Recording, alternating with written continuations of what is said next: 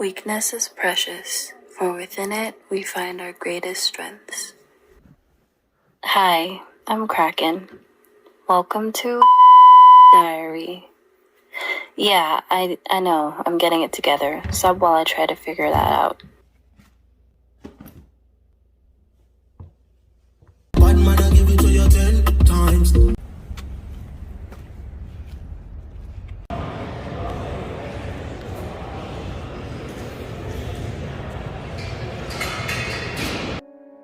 I think we can agree when I say everyone wants to start off with a highlight reel. Something that makes everyone stop and look at them with envy. Something that puts their doubters to shame.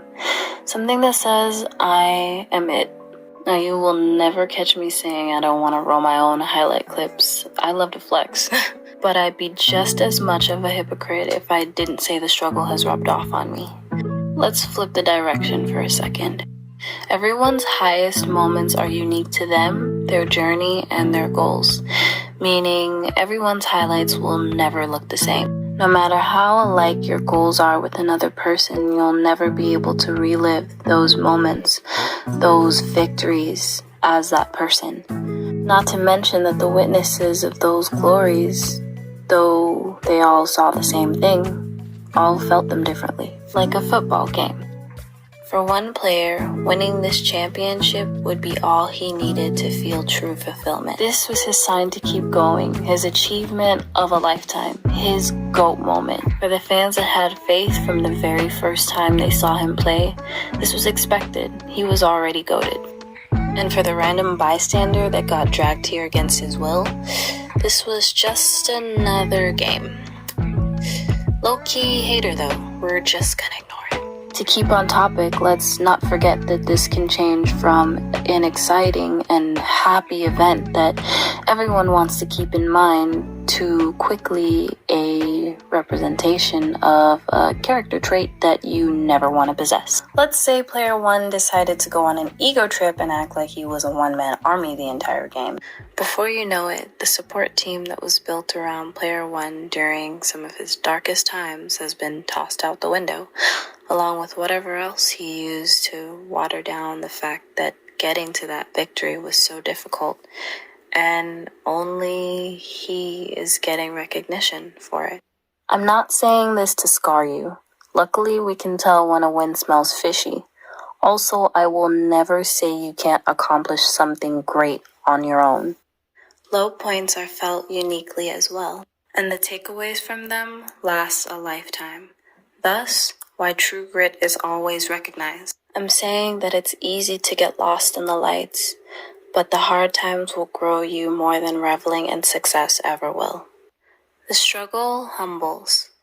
Life is not fair. We have not all reached our highest point, but we've all been low. True wealth of character is shown in how we embrace our humanness, our weakness. Having the guts to embrace our weaknesses is a greater feat than any facade of glory could ever be. Plus, you can only hold up a mask for so long. The struggle makes you durable, determined, and hungry. And a true hunger for greatness is never satisfied. But for some people, that might be too much, so how about that 5 seconds of fame, I guess? And with that, I say YOLO and begin the first entry of this diary. I almost called it a series, but it's so much more than that. This is my life, my feelings, and my passions out on display. And it's here for all those that need to grow the determination to be. Including me, as I'm sure I'll watch these all back at some point. I am an overachiever with goals averaging the size of the Empire State Building, all while owning a determination plant that tends to wither on its own. That does not match up. As I explore my why, I hope I can inspire both me and you to keep going. Right now, you're watching footage of day 1, one of many struggle days to come. This was the day I decided to be a little smarter about training and stop being so impatient with my newly made friends. Severe glute weakness and IT band syndrome. I was forced into this dysfunctional relationship late 2020, and ever since then, I've been challenged mentally and physically more than I ever have been as an athlete. The biggest beef I have with my two homies is that, from my perspective, they came at a time of the highest inconvenience for me.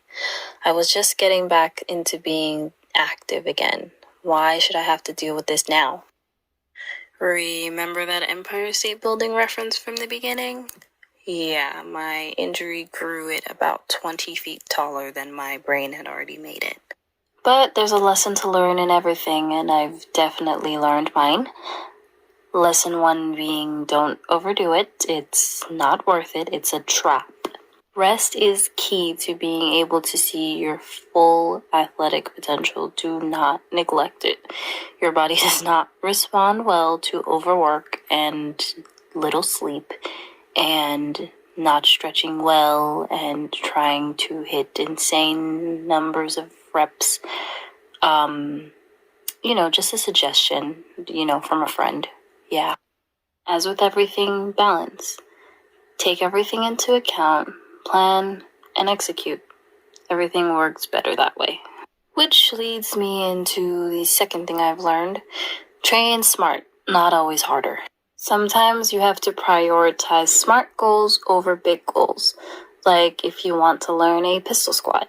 You need balance to perform the pistol squat safely and efficiently, but your left side is not only less responsive, but it's not improving in any way, shape, or form. You'd spend more time planning workouts around form, mind-to-muscle connection, and coordination for the best possible results in the future.